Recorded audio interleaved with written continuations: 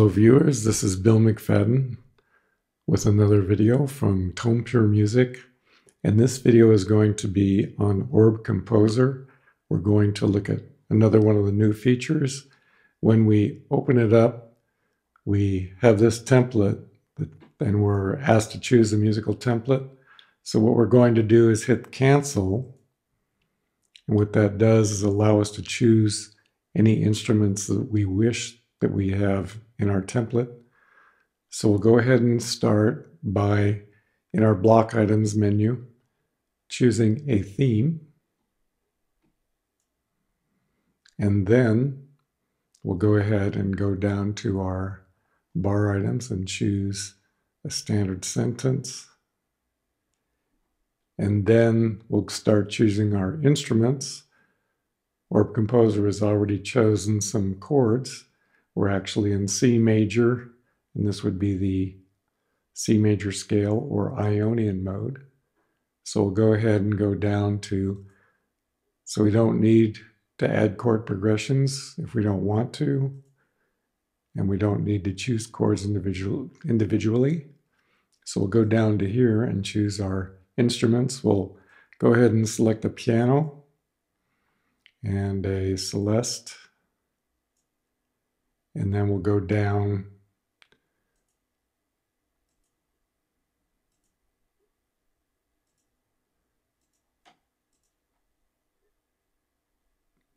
past these down to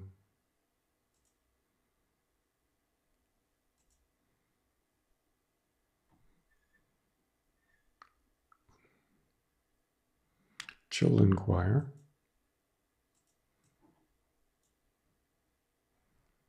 And then in the string family, we'll go ahead and choose a cello. And that should be enough to get started. So the first thing we'll do, well, we're in the block, so we have the option of changing the tempo, the key. Let's go ahead and slow it down to a 60. So what I can do is double click, and it will automatically choose a roll. And as you see, the roll is accompaniment. Well, let's go ahead and have the piano take the melody. Then I'll double click on Celesta, and accompaniment would be fine. Usually your accompaniment is arpeggiated, and so we'll have an arpeggiated Celeste. Children choir, we'll go ahead and choose background, which will give us a chordal structure.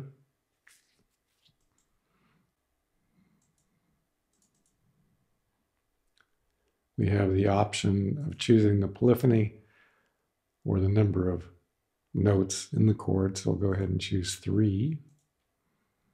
And then for our cello, we'll let that be the bass. We'll let that function as a bass in terms of roll. So here we go for bass. And then we'll just get a brief idea what that sounds like. So when I double click, not only did it choose the rolls and the dynamics as well, but it also put in some notes. So let's go ahead and listen to what we have.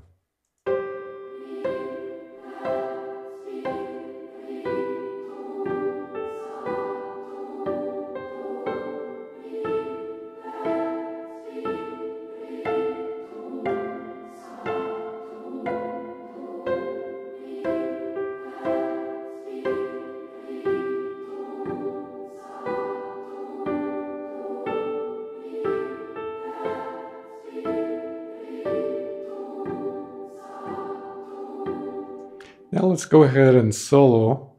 Let's go ahead and solo the Celeste and see what's going on there.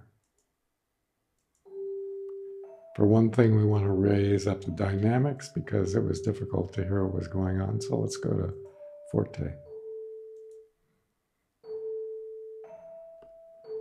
Okay, now let's go to the children's choir, solo that.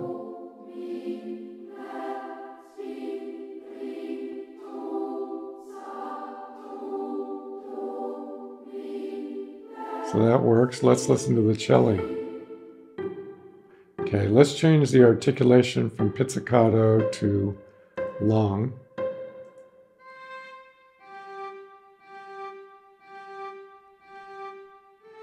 Okay, now let's go ahead and listen to everything in combination.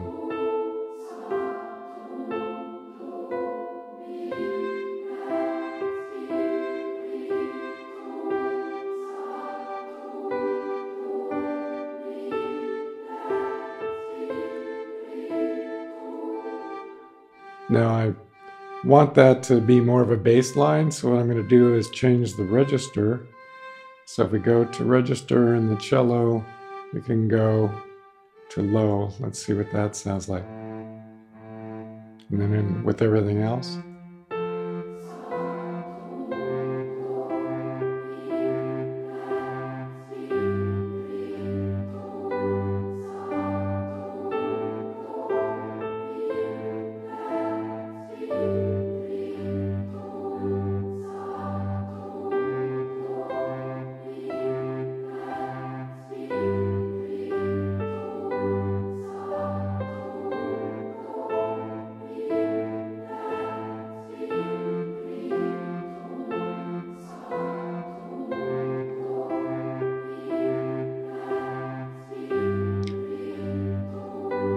Okay, the Celeste is still a little not prominent enough, so what I'm going to do is go to double forte.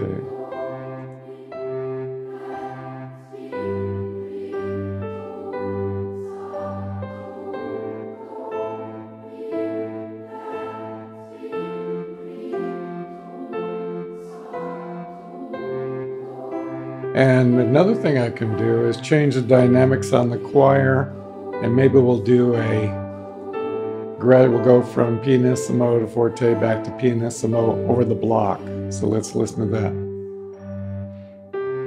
So right now the choir is pianissimo. And now it's going up to forte. And now it's going to fade back into pianissimo.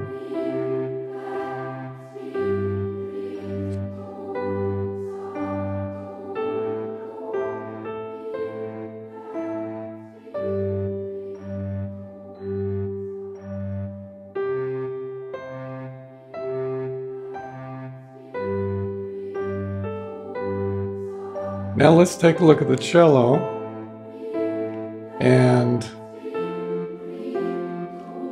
instead of having the cello play on every note of the measure, let's have it play maybe on only one note of the measure. So we'll go into the rhythm and have the momentum, which is the number of horizontal notes per measure, lower. Apply that.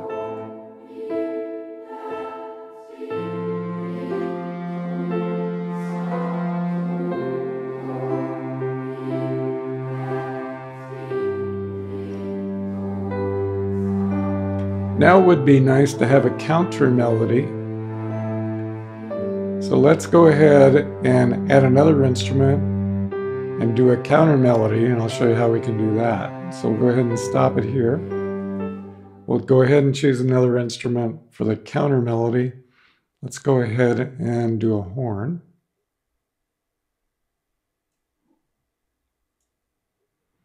Then we'll double click. That fills in notes and rolls as well as articulations. We want this to be another melody. And we want it to be legato. And dynamics, let's go ahead and do mezzo forte. And let's hear what that sounds like. So now we should have a counter melody going on in the horns.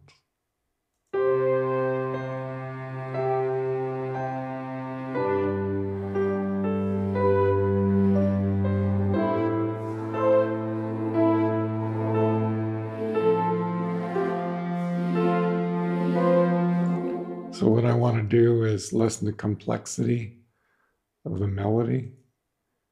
So we'll go ahead and do very low. Whoops. Yeah, let's do very low and see what that sounds like.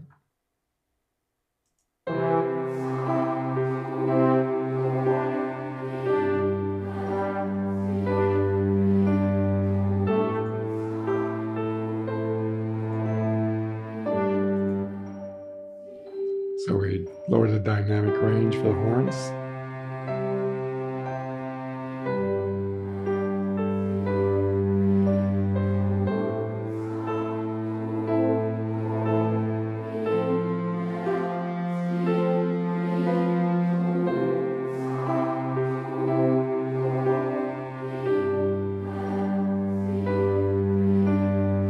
Now what we can do is add more rhythmic complexity to the Celeste. So let's go ahead and go to the rhythm and increase the complexity significantly from very low to average. And maybe add the number of horizontal notes per measure, increase those.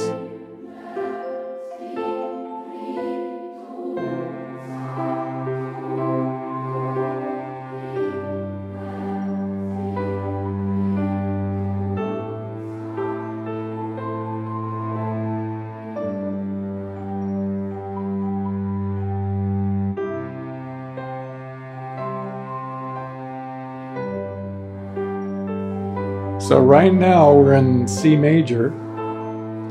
Now let's go ahead and change the mode to a minor. So I'll go ahead and stop it. And then we'll go from C major to, let's go to Aeolian, which is your natural minor. Then we'll listen to what that sounds like.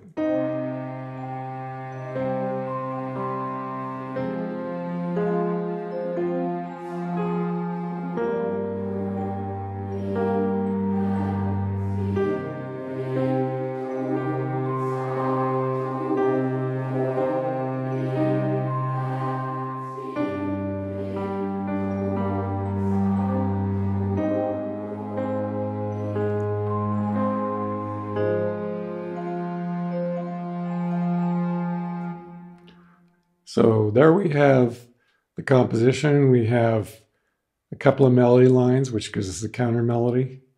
We have the accompaniment. We have, which gives us arpeggiation. We have the children's choir, which is background, which gives us a chordal structure. And we also have the cello as functioning in the bass role. So we have our two melodies. And if you'll notice the color codes here, the green or the yellow is for your melody, counter melody. And then the orange is for your accompaniment, which is for arpeggiation primarily. And then the light blue is for the background, which gives you chordal capability. And then the pink color is for your bass line. And again, we can add more notes to the bass line by increasing the momentum, more horizontal notes. And the same is true for the melody and counter melody. By increasing the momentum, you can add more notes, or you can decrease the momentum if it's too busy. And the same is true with arpeggiation. You can go ahead and increase the momentum if you want more notes in the arpeggiation, and if you want the rhythmic activity to be more complex, you can increase that as well. So there we have this quintet, if you will. So another interesting thing that we can do is we can go ahead and record this into our DAW. So right here I have my DAW, and if I go ahead and everything is set to record, so if I go ahead and click on my recording Cubase,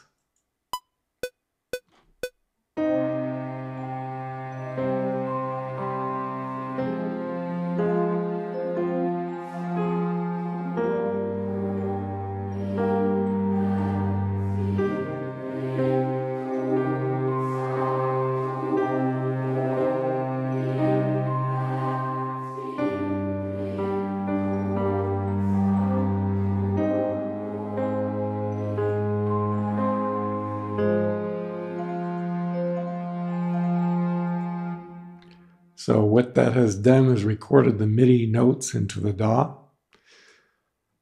And if we look at Cubase, go ahead and stop the recording. Notice it synchronizes with Orb when you go to record. So let's go ahead and take a look at the choir track. And you can see everything is nicely aligned. There is our harmony that's taking place.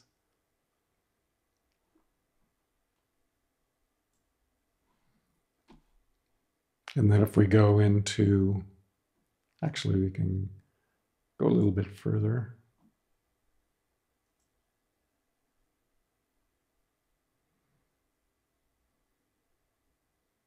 We see all the activity that's taking place for the harp. Or actually for the choir, sorry. The children's choir. And if we further look into that, if you'll notice the velocity, if you remember, we had the dynamic going from pianissimo to forte and back to pianissimo. And if you look at the velocity, you can see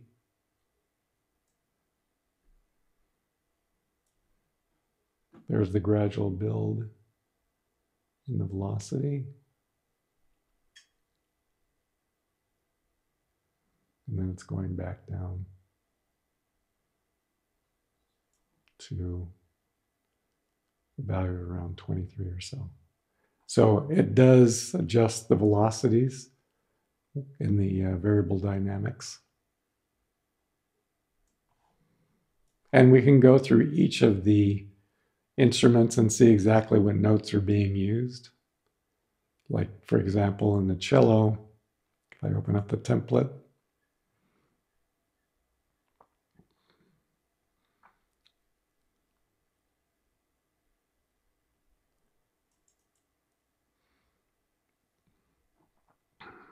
we see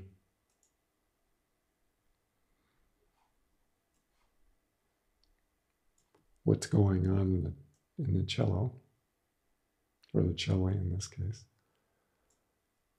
So there are your individual notes. And there's the dynamic. It's a constant dynamic because we didn't have variable dynamics.